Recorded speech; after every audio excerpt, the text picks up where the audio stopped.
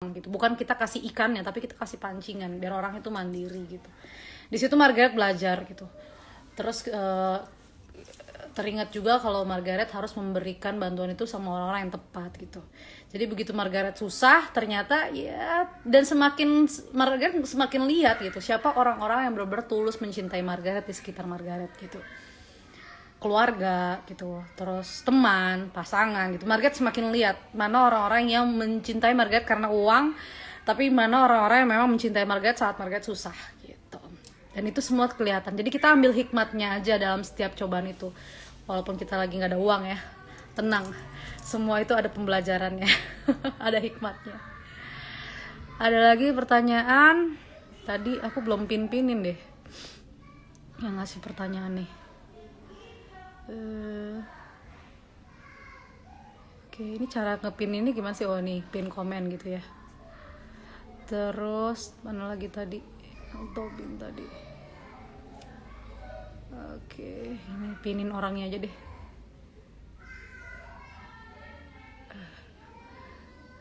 Oke, terus munduran duduknya, kedeketan ya, terlalu kelihatan mukanya, pori-porinya. Pertanyaan kenapa Kak buat judul Pantas Bahagia? Coba jelasin Kak. Oke, aku pinin ya komennya.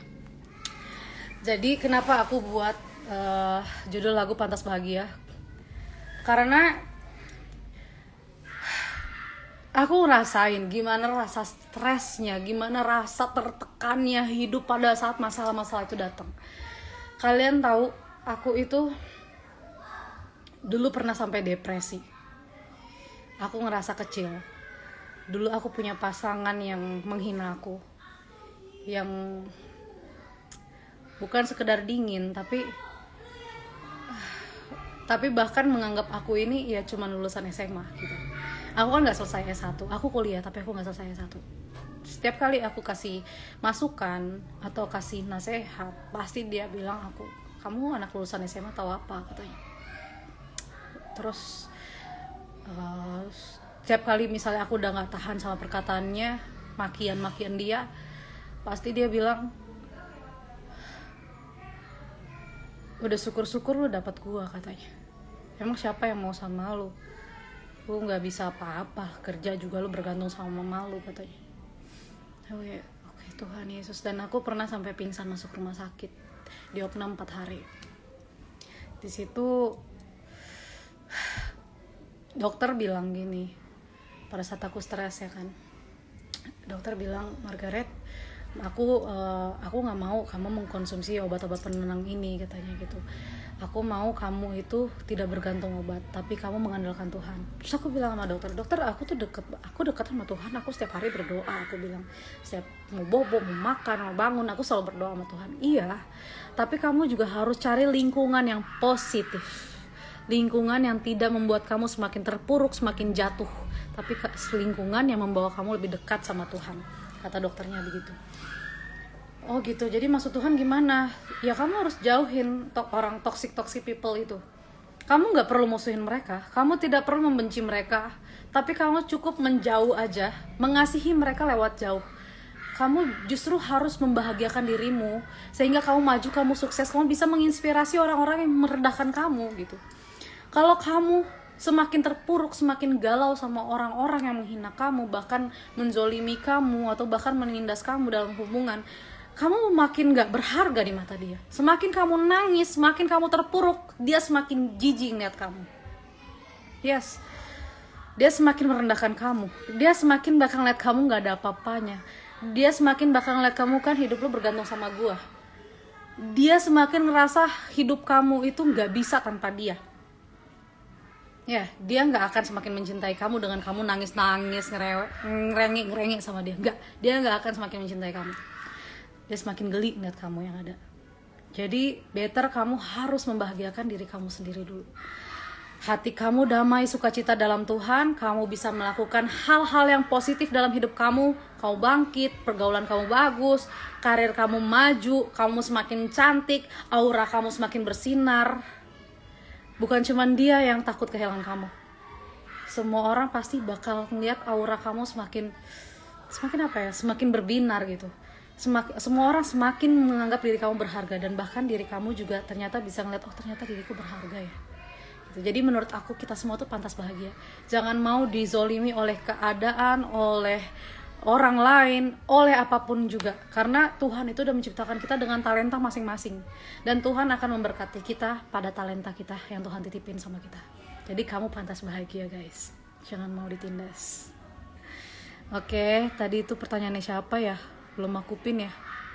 Oh udah aku pin. Oke, berikutnya. Oke, Rista, halo.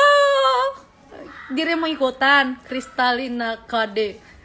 Rista, Kak, gimana menyikapi pertanyaan-pertanyaan kapan nikah dari orang sekitar kita? Padahal mereka gak tahu bagaimana dan apa saja yang kita lalui untuk bisa sampai di tahap nikah itu sendiri. Yes, betul.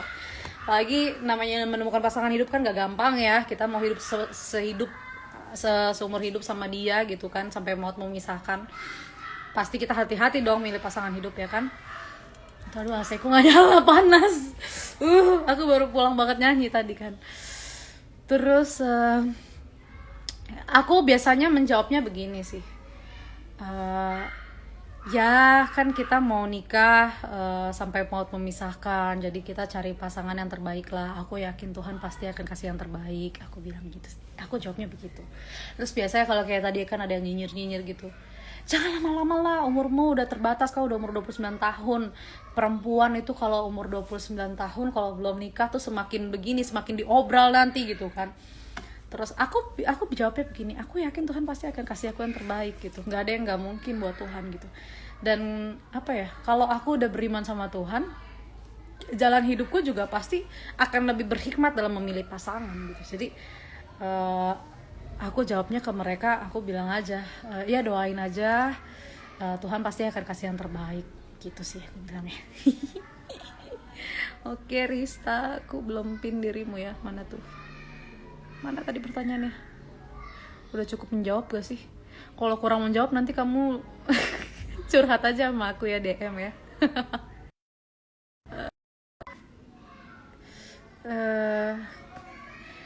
Dedeo, Beb, I love you nih, ada psikolog nih, bisa ditanya sama psikolog. Beb, bener gak ya aku ngomong Beb? Oke. Novi Sulastri, sebenarnya banyak kak yang kangen sama kakak Marji, kangen dengan suara kak Marji, keseharian kak Marji, keseharian kak Marji, apalagi sekarang keluarin lagu Pantas Bahagia, cocok buat bikin channel kak, buat mengobati kerinduan fans. Channel, oke. Kita buat channel YouTube ya. Channel YouTube aku udah buat, cuman aku masih menjejaki konten apa yang akan aku buat. Salam dari Timur Kupang NTT ya kak, sukses bersama Tuhan Yesus. Yes, salam juga buat semua teman-teman di sana. Pertanyaan buat Kak Margaret, selama meniti karir dari nol hingga sekarang di pada saat apa cobaan terberat hingga bisa melewati secara sabar dan ikhlas? Pada saat apa? Pada saat kehilangan mama dan papa aku. Kalian bisa bayangin, orang paling berharga, hidup aku paling bergantung sama mereka gitu. Kau bisa bayangin tiba-tiba mereka itu udah gak ada, meninggal dunia secepat itu. Aku ngerasa kayak apa lagi gitu yang berharga selain mereka gitu. Jadi kalau misalnya pada saat karir aku down itu, aku inget aja gitu, aku udah kehilangan yang lebih berharga. Pada saat aku disakitin sama mantan, aku mikir, aku bersyukur sama Tuhan. Terima kasih Tuhan udah nunjukin siapa dia gitu. Terus aku juga bersyukur dengan keadaan sulit di karir aku. Tuhan semakin ngebentuk aku menjadi pribadi yang tidak murahan gitu. Aku bisa kalian tahu kan, aku pernah cerita kalau banyak yang nawarin aku mobil mewah, rumah mewah gitu kan. Cuman aku tidak mau menghalalkan itu semua gitu. Aku yakin Tuhan udah membekali aku dengan talenta ini. Kalau Tuhan udah kasih kita talenta ini, segala ujian ini bukan untuk menjatuhkan kita, tapi untuk memurnikan kita dan memantaskan kita dan menguatkan kita untuk menerima berkat Tuhan yang mungkin lebih besar lagi. Dan aku percaya, dan itu udah pernah aku alamin. Aku berkarir itu dari umur 5 tahun. Aku terkenal baru di kelas 2 SMA. Kalian bisa bayangin umur 16 tahun. Berarti sekitar 11 tahun Tuhan baru angkat aku gitu dengan talenta nyanyi aku. Tapi semasa perjalanan dari 11 sampai dari umur 5 tahun sampai 16 tahun, apa ya, tapi hidup aku bisa bantu orang tua aku bayar uang sekolahku, bisa bantu keuangan di keluarga lah ya gitu. Jadi sebenarnya kita cukup melihat rasa syukur sih, kita tuh harus bersyukur sih gitu. Jadi pada saat di titik terendah karir itu kita cukup lihat aja, benar gak sih ini talenta yang Tuhan kasih gitu.